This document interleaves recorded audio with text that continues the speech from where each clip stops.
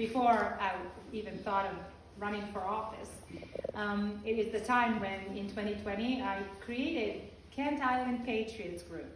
And it was supposed to be just a simple group on Facebook. And that group was just supposed to, share opinions and ideas about the schools and what the kids are doing. And it was not supposed to be controversial. Well, boy, once I got on that Facebook, that turned into a big nightmare for me and my family. So for those of you who don't know me, I was born and raised in Yugoslavia in 1971, and I grew up there and went to school there. My background, I have a master's degree and a bachelor's degree in economics and international finance. And then I met my husband, Mark, right before the NATO bombing in 1999, and he was working for the White House. He was an observer for the United States peacekeeping mission. He was supposed to keep peace in a country that was falling apart and divided amongst each other. People were divided based on the religious and ethnic grounds. And so the war ensued, and the country fell apart. In 1994, the inflation in that country was 313 million %. Wow. Yeah, 313 million %. And to just give you a little idea how that feels is that the grocery store shelves were empty. And when you go to a restaurant to order food, before you order, you want to pay. Because by the time the server brings you the meal is 330 million % more expensive. So, Mr. Steve, you know what that means. Like, we want to pay before we order, just in case. Because that is how spiraling inflation was. And so after growing up in a communist country and after surviving economic collapse and inflation of that magnitude, I was so happy to meet the man for my dreams and to get married and to come to the United States. And the United States was that idea for those that grew up and lived overseas, the idea of freedom. And it still is for so many people. It was this unattainable idea. Every year we bring over more than 1 million people legally to the United States because they're all coming in droves. Not because it's so bad here, not because we are so racist in this country, not because there is a systemic racism, but because this is still a land opportunity in the eyes of those who still want to pursue their dreams and their happiness, and they want to come here to thrive. And within the last 23 years, I really thrived. I have my financial planning practice. I'm a licensed financial advisor. I worked for Merrill Lynch for over a decade before it got absorbed by Bank of America. Then I opened up my own private business, and I have that. Then I went to law school, became Maryland attorney, and it's been almost 10 years of practicing law, and more. And then I became a professor at the Naval Academy. I was adjunct professor for 7 years, teaching 2 days a week. On Tuesdays and Thursdays, 2 courses. Financial markets and institutions was 1 course, and the next semester I would teach law and economics. So I had 3 kids, 3 jobs, and I still had one husband. And still not lost my mind until I got that letter from our school superintendent when she was inviting students to protest against police. And at that point, I knew that we are heading into a very dark period of our times in our whole state and country. So I created Kent Island Patriots, and I got, that's when the hell broke loose. And that Black Lives Matter organization, which was operating out of King County, had their cells in Queen Anne's and went after to get me canceled, and that meant to get me fired from the Naval Academy.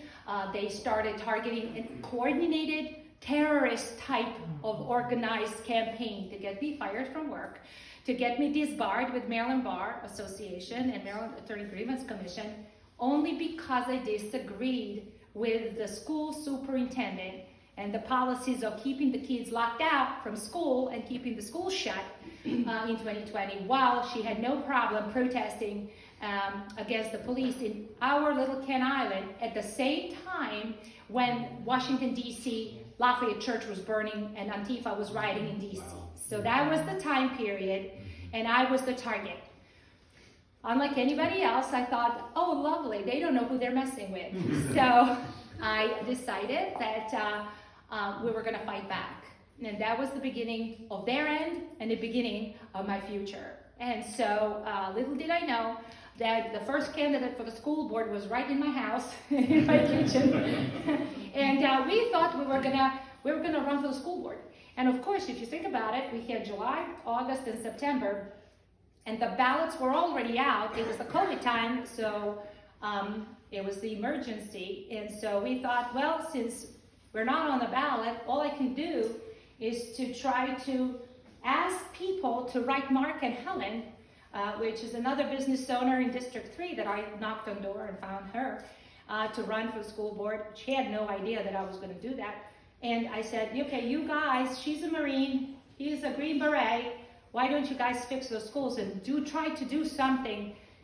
But since we were not on the ballot, I had to create and run a campaign for those two with Kent Island Patriots on a writing campaign. So to ask people to write their names in it, that was the whole idea.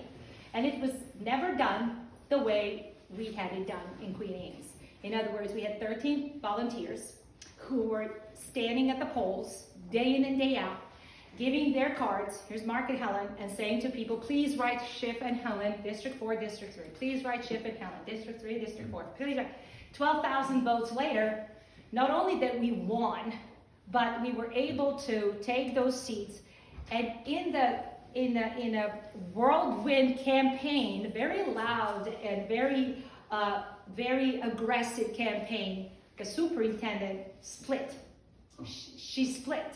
Later on, she told Washington Post that I stressed her out. She's gone. She was gone. She was gone, and guess what? She was gone forever. So that's when I realized how much power as citizens and people we have. We can kick those evil people who want to transgenderize our schools, turn our students against each other and divide them based on their race, gender, and ethnicity, divide them and turn them into obedient social justice warriors who can't think for themselves, but just absorb what they're told by the authority. If that's not socialism and communism and fascism, I don't know what is. And I can tell you it is, because I lived it. So with that, we turned the school board, got a new superintendent. We still have work to do to get super majority, and we got two great candidates this time, and we're picking votes like candy. The people need brave souls. People need soldiers. People need those who are willing to stand for what's right and fight for families and children. That's what I can tell you. In any country and in any society, everybody loves freedom. This is nothing radical, and I'm not ultra-right. I'm ultra common sense, and I will never change. I will never stop. I will always pursue what's right, and I will stand and fight for every single one of your freedom, because I said so many times, you know, when I came over in 1999, right after the bombing, I came with a backpack, and the school diplomas in my backpack and nothing else. I built two businesses, started teaching for 7 years in the United States Naval Academy. No one ever judged me, or if they did, they couldn't tell me in my face anyway. So they never judged me. And you know what? This is the land of dreams, because these things you can't achieve anywhere else in the world. You can't go somewhere else and thrive like you can thrive in this country. And now we have Marxist forces that are trying to trash us, destroy us, open borders, use the same recipe they used on Yugoslavia to trash this country. So I stood up, and Dan Cox asked if I would run as his running mate. And I agreed, because it is the same mission, but I'm a very independent person. I will stand for what's right. I will fight until the end, and I will outsmart and outfight any Democrat that tries to convince the children that we are systemically racist, because I know it's false. So falsity and falsehood and slander of American people will not pass in Maryland should I win, and God willing, you know, that's the idea. Is it hard? Of course it is. Was I expecting it's going to be hard? Of course I was. We are 2/3 Democrat state. I wasn't delusional with that. Will I run again if we don't win? You betcha. You betcha. I will never quit. I mean, people who know me know that I'm relentless, stubborn, and I win in the end. Because there's no alternative. Losing means communism, and we were not going to comply with it. We will never comply. We will never be silenced. We will go back on Twitter and start posting and sharing my tweets. Because there's still brave people around us who know that there's no greater sacrifice than sacrifice of one's freedom. And there's no negotiation with your freedom or mine. So that's where we are. It's one of those times in history that we are in a perfect storm. Biden economy is horrible. However, more than 50% of the population doesn't get that. They believe it's Trump's fault. It will always be Trump's fault. For whatever is not their way, it's going to be Trump's fault. But it's not. It's Biden's fault. And it's the ideology that we are facing this time. So how my day looks like, it's pretty much, I get up at 6:30 in the morning, and then we hit the polls. This is early voting time. Queen Anne's County has 2 polling locations. I went to Talbot, I went to Anne Arundel County, I visited those polling locations, and the numbers look good right now. What that means is that 50,000 Democrat votes are missing. In other words, they're not voting. They're not coming out, they're not voting. They're simply depressed. Because they should be. They voted for Biden, and they got what they voted for. So what that means is that we as Republicans need to come out in droves. For what I mean by that is that during the very contested primary race, 17.6% Republicans voted. That's it. So Dan Cox and I only got 153,000 votes. But that's disgrace. For Americans who love freedom, every single one of them should be at those polls voting. Only 153,000 Republicans voted statewide, in the whole state, 24 jurisdictions. Yeah. That's how many votes we got. That also includes mail-in ballots and absentee ballots and provisional ballots. Total combined number of votes, 153,000. That's disgrace. If we lose our rights, it's because we didn't fight hard enough. And fighting means just walking to the polls and voting. That's what I mean by fighting. 17%, it's too low. It's not right. Every single person needs to go and vote for freedom. And it's not a cliche. The freedom means being able to breathe without having a diaper on your face. It's as simple. Freedom means that you can decide if you want a jab or not. It's your choice. I don't care. You can have 5 jabs, like Biden has 5 jabs and 6 times he had COVID. I don't care. The whole point is that you decide what you want to do. This is America. We're going to keep it that way. We can't continue on with negotiating our rights with the Democrats because we want to look moderate. There's nothing moderate with you and a diaper on your face. It looks silly. It really does.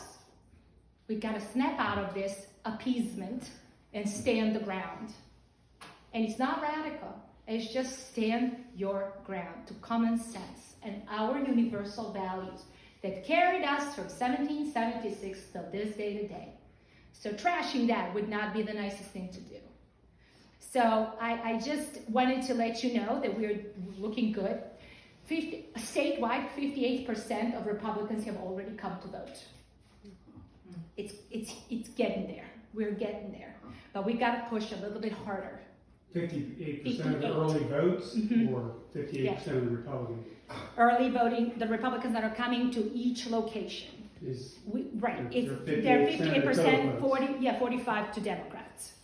Yes, 45 to Democrats, 58 for us. Which is contrary to what most people believe, yes, which is Democrats vote early and Republicans. So that's a great sign. It's a good sign. It's a very independent voters either because they can't vote. No, they are. They're coming. They're coming out. But we don't. Early vote. early vote, that we do have county by county, and they come. But the Democrat versus Republican is 48 for Republicans, 58 for Republicans, 45 for Democrats. As of right now, Queen Anne's County is looking very good. We're beating Democrats 3-1 in Centerville and 2-1 in Queen Anne's County. And I mean, those people in Queen Anne's County know that it's easier to go and vote, and I would leave them alone than deal with them. That's why, because I'll be calling and where are you? And but that is the same. I know Brandy and Sherry, and there's such a contingency of Talbot people and a great organization in Talbot County. Mark and I were just there last Tuesday at their Parent Advocacy Alliance meeting, and that is an absolute group of seniors and parents and who are seriously understanding what's happening in our country. I was pleasantly surprised with Anne Arundel County. I was expecting that one of those Democrat strongholds would be Severna Park, and I thought that it's going to be really depressing, and I drove there and there was no one Westmore supporter. There were 3 Westmore signs. There was one 83-year-old person from our team holding a sign that said, "If you had enough, vote Republican." And it wasn't really dynamic, or it wasn't really busy. So I am really hopeful that if we can win in Anne Arundel, the entire Eastern Shore, the entire Western Maryland, I can see Carroll County is doing great. Sally's there, and she's at the polls, and they're doing what they're supposed to be doing. Moms for Liberty in Carroll County is a seriously dynamic group of parents, and they are livid to take their country back. We do need help with Howard. I need help with Howard. I need 10 volunteers to go and stand those polls and talk to voters in Howard County. I need help with Baltimore and Montgomery. Like that's interesting. Those 3 counties we are fighting for those votes there. PG County, the ratio between Democrat and Republican is 90 for Democrats, 10 for Republicans. Yes. However, we have a decent group there called Dems for Cox, Schifanelli, and they're all there. They're all black. They're Democrats, and they had enough. So they are tracking 1,000 votes per day, and I don't know how is that coming, because they're Democrats. But I don't know if they're voting. They're crossing over, so I don't know yet, because the numbers won't tell you that. We won't stop. We will continue on. November 8th is a big day. It's going to be crowded. It's going to be, it's a zoo. If you can go and vote, do it early so you don't stand in lines. You still do it in person and on paper and on ballot. One of the best ways we saw regular people respond to us, if we approach them with a card asking them if they know who they're voting for the school board. Reason for that is because they don't know. And the reason why they don't know is because the school board candidates don't have Democrat or Republican next to their name. So as they go, they don't know, they get confused. So we have to stop, tell them that these are the people the parents want for school board, and it's been working really well in Talbot and in Queen Anne's. The rest of the story, it is what it is. We'll leave nothing on the field. We're going to do the best we can to win. Unfortunately, Larry Hogan has harmed the Republican Party, in my opinion, irreparably. When he was running, no one was going after him, trashing him. And that's not fair. Because on one hand, we are fighting for survival, and it's got nothing to do with Trump. It has to do with the families and kids we've got in schools that are failing us. And then he's going and trashing Cox 24/7 with the QAnon and slander. And then every single question that I get from every single reporter, besides being labeled as ultra-right, is January 6th, and I don't even know what to say. I wasn't there. And then the second thing they asked me about, if I believe that, if am I going to accept results of the election in the future. I wouldn't accept the promise of my dentist that in the future I'll have all clean teeth. I mean, it's insane the questions I'm getting for these reporters. How can anybody promise anything that pertains to something unknown in the future? I don't know, but that's the questions they're asking. And of course, when you tell them that hello, then you're confrontational. And so I am confrontational, I am ultra right, whatever, but I am actually just one pissed off parent that wants our country back. We just want our country back, schools to normal. And school of choice is not a bad thing. Money follows the child. So every parent can send their child to any school of their choice. Their money, it's their kid, it's their school, it's their choice. So that would be me. And I would stand always for parental rights and parental choices and get these bureaucrats outside of the purview of something that does not belong to them, which is your faith, your children, your country, and your family. So with that, I'll take any questions, and I, again, cannot be more grateful that you came tonight. Thank you. Thank you.